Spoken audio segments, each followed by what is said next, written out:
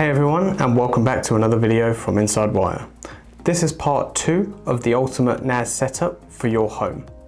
If you've missed the first part, there's a link popping up on the screen now. Feel free to check that out. Before we jump into part 2, you know what you need to do. Hit the subscribe button for new videos on reviews, how-tos, unboxings, and more. So in part 1, we set up and configured the NAS as a highly available pair. So if one went down, another one took its place. For this part, we'll look at some of the configurations of the applications available on the NAS itself. So we're going to go ahead and we're going to install Active Backup, Docker, Virtual Machine Manager, and Plex. All the products used in this video are in the descriptions below. They are linked to my Amazon affiliate, but the good news is they don't cost you a penny more, and it helps me bring more videos like this to you. The links do work in all countries, so wherever you are, they will work. Anyway, let's jump straight in. We have our Synology NAS loaded up, so we're going to go to the package center. Let's go ahead and install the applications that we want to look at first, and then we'll go through them one by one. So let's go ahead and install Active Backup for Business. Let's see what else we want to look at. If we scroll down, I think we want to look at Virtual Machine Manager. So when installing Virtual Machine Manager, automatically the following. Do you want to continue? Yeah, we want to install the replication service. That's fine. Okay, so that's installed, and then we want to go ahead and install Docker.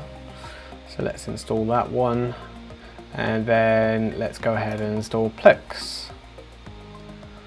So those are the 4 packages we're going to be looking at the moment. So if we go across to installed, you can see what we have installed now, what we've got here.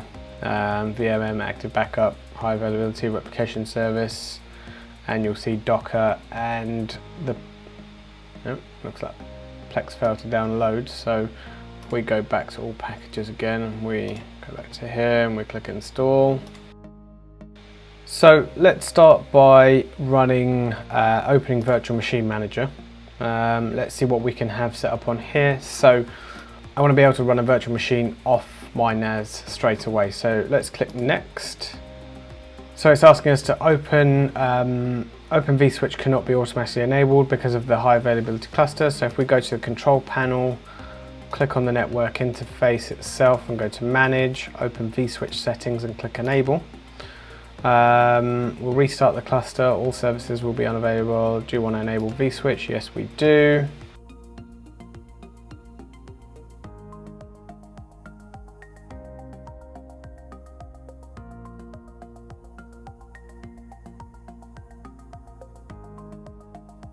And we're back. So that should now be enabled. It's just restarting NAS 2, so let's just give that a minute. Should come back up in a sec, but let's go back to Package Center anyway for the time being. Install packages. Let's go to Open VMM to where we were, so click Next. So Open vSwitch enabled, ARP ignore, storage node, compute node. Okay, so let's click Next. Select the volume of where your virtual machines will be stored, which is here.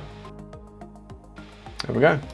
That's that bit set up. So we have that set up in the NAS cluster. So if we go to virtual machine and if we go to create, we want to go to Linux, we click next. We want to store it on the volume there. So we're going to call this Linux VM1. 1 CPU, and let's give it just 4 gig of RAM. Video card and optional would be next. Virtual disk, let's just go 50 gig. Click OK. When we click next, we want to go with the default VM network.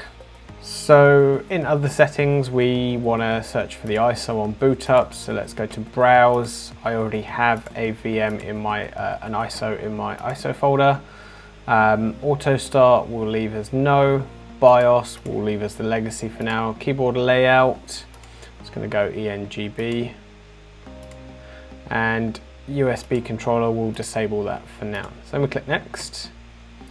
Then we want to allow for admin. We click next. Power on virtual machine after creation, so we click apply. So now we can see here that we have this VM which is created, and we'll give that a second for it to boot up and power on. So now you can see the Linux VM is running, so to connect to that you would just click connect, and here we go, this is the setup itself. So it's not the smoothest, I think, but let's just install it. Let's just quickly run through this setup. Continue, whatever, it's fine. Minimal installation. We don't want to download updates, we just want this working for now. So while that's installing in the background, you can see the information that's being used here, the network, and then the highly available option isn't there yet. So what other things can we do? We can migrate, take a snapshot, create a share link, share links manager. So down here we have the cluster, we have the storage that it's connected to, and then the network. So what warning? So some interfaces are disconnected. Yeah, the LAN 3, that's fine. Image. So if you have any images, download Synology guest tools, so protection, settings. Okay, so you can actually add licenses onto here to allow you to set up a 3-node or a 7-node VMM Pro cluster. So from 3 to 7 NASs. Any feedback you want to give. So, and it just shows you that it's healthy there. So if we go back here, we can erase disk and install. That's fine, let that go off and do that. Yeah, continue, go off and do what it needs to do. So that's pretty much it when it comes to running a VM. So that's fairly straightforward just there. So let's close that one. Let's then move on to the active backup. So whether this is a free package or a paid package. So to set it up, you need to accept the terms and conditions, click next. You need a Synology account to set this up. So I'm going to quickly go ahead and create an account. Okay, so that is activated. So now on here you can see what the backup calendar looks like on this side. So if you want to back up a PC, you can add a device.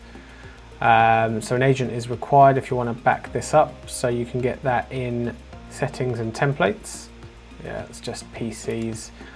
Wondering if there's something we can do for OS X, but that would be Time Machine. But for the time being, so we will go and continue looking. So physical server itself, so you can add a server, it's the same thing. You would need to set this up. File servers, again, same thing. You would type in the share. So is it an SMB server, an rsync server? So you can set that up. Virtual machine. If you want to back up virtual machines, so you can do VMware or Hyper-V on here. So you would it would be a case of just typing in manage hypervisor, type in the IP of the vCenter or the vSphere, and same with the Hyper-V manager. Storage. So you can only see this once a backup is created. So, and if you want to do any restores, the log of the activities and the settings. So we've had a look at VMM, we've had a look at the Active Business Manager. So let's just jump back to our VM quickly to see how we're getting on. So it's almost finished. And then let's have a look at Docker. So if we open this, so the Docker containers, you can see here, there's no images within here. So you would actually need to import an image from a file or URL, and you can add that in here, and then your containers would be set up. So in this registry area, there's actually a bunch of images for Docker containers. You can go to image, and then that then downloads it for you, and then you can double click on it and create your container. So we'll just call this here, execute container using highest privileges, that's fine. You can enable resource limitations, so we'll keep it a memory and a gig. and any advanced settings on here as well. So we'll go through this fairly quickly, but you get the idea. You can basically create yourself an image straight from here. You don't need to add any additional images or files. And then if we go to containers, you can see this has started running. You can see this container is now running.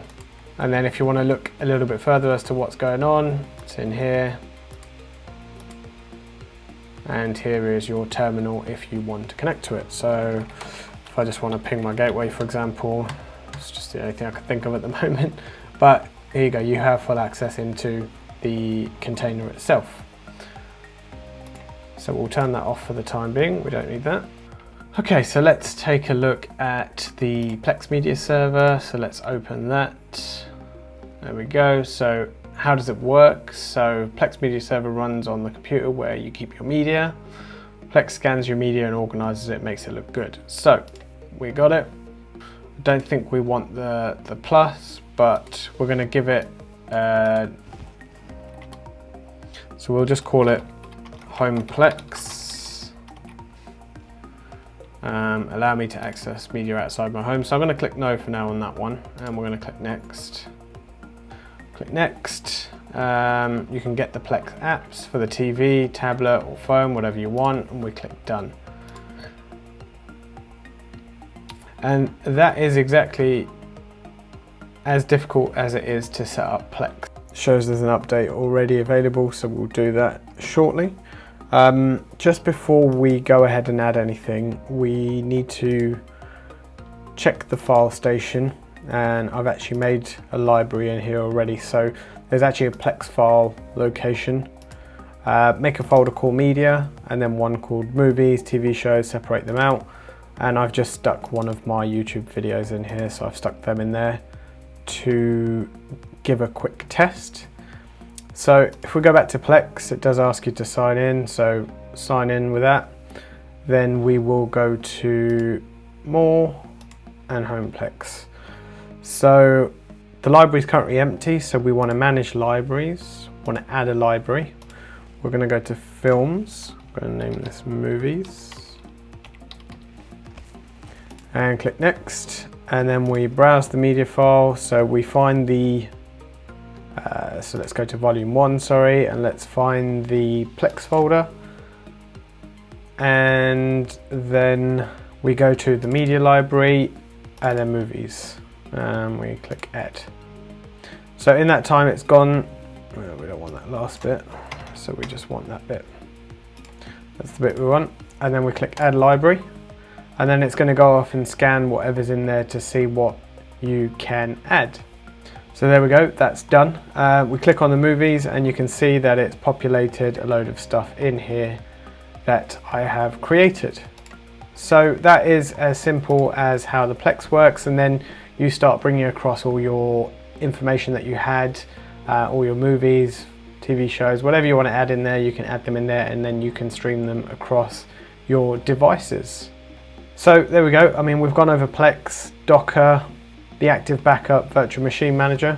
They're some of the ones that I use across my Synology device. Let me know what you use in the comments below.